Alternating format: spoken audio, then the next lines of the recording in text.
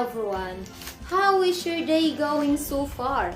By the way, I am Miss Shilami D. Ator, a Bachelor of Secondary Education major in English.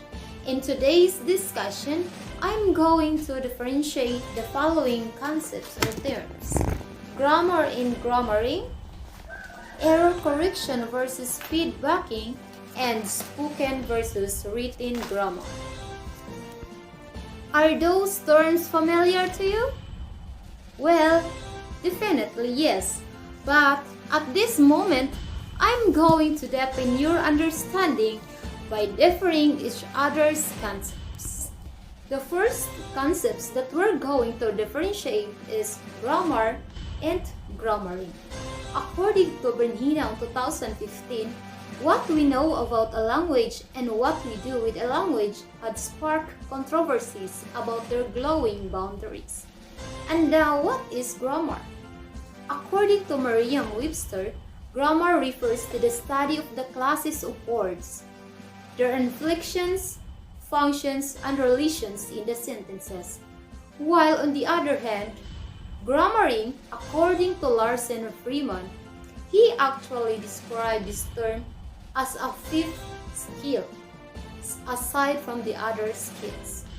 Though it is the ability to use grammatical structures accurately, meaningfully, and appropriately. The teaching and learning of grammar has always been one of the most hotly debated topics in the field of language education, because grammar was then considered a method of teaching and learning a language in what we called grammar translation approach, which viewed grammar as the core of the language. Grammar is much more than knowing rules, though it is part of the construct. Grammaring involves sensitivity to usage because grammar is more flexible than what we think. Grammar is to be seen as a skill, not as a competence. That is when we speak or write, we are always involved in knowing grammar, whether consciously or unconsciously. Hence, this process of knowing grammar is termed grammaring. The second term that we're going to differ now is error correction and feedbacking.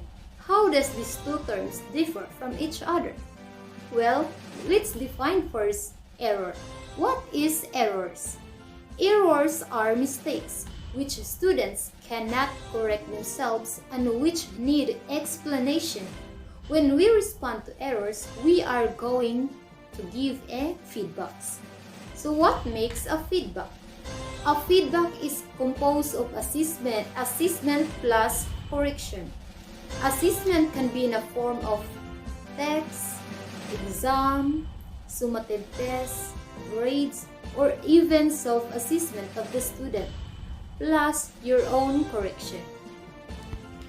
Error correction and giving feedback is a controversial issue in a language learning, and there are some complexities about whether to use error correction and feedback or not, and if feedbacking is necessary, when or how to correct errors of students.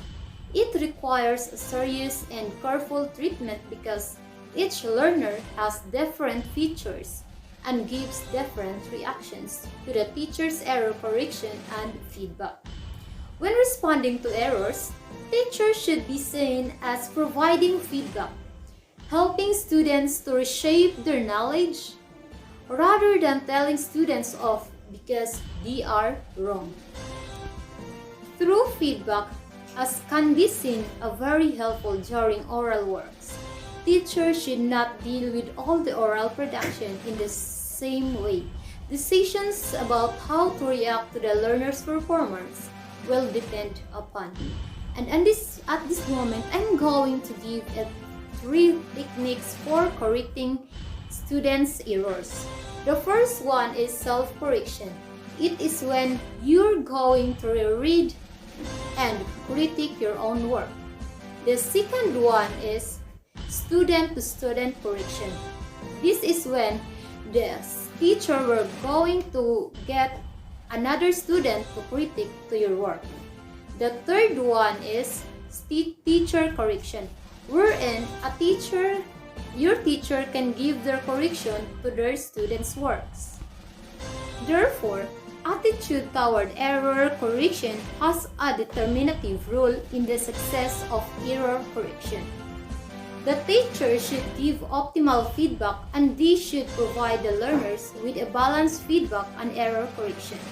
Feedback has a crucial role in learners' awareness of their errors and performance. However, immediate feedback or correction should be avoided so that the learners has the time to think on his or her error and to maintain the flow of communication. So, feedback should be given after the learner's performance. And the last one is spoken versus written grammar. How does these two terms differ from each other? The main difference of the two is that spoken grammar is much more less strict compared to our written grammar. It's because spoken grammar is spontaneous, dynamic, and immediate. Therefore, the speaker may commit many grammatical errors that can be never possible and acceptable in written grammar. On the other hand, written grammar is more organized, grammatical, and really conforms on the convictions of rules in grammar.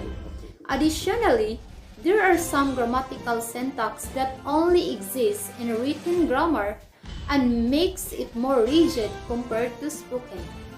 The distinction is practically due to the fact that we don't speak the way we write, and we certainly don't write the way we speak. In a nutshell, grammar in grammaring, error correction and feedbacking, and spoken versus written grammar entails its own functions, purposes, and characteristics that makes them significant in the field of language of education. Thank you so much everyone for sparing your time with me. I do hope that you all will get something to apply on your day-to-day activities. I am Ms. Shelamidi Ator, saying never give up, stay optimistic, and life must go on.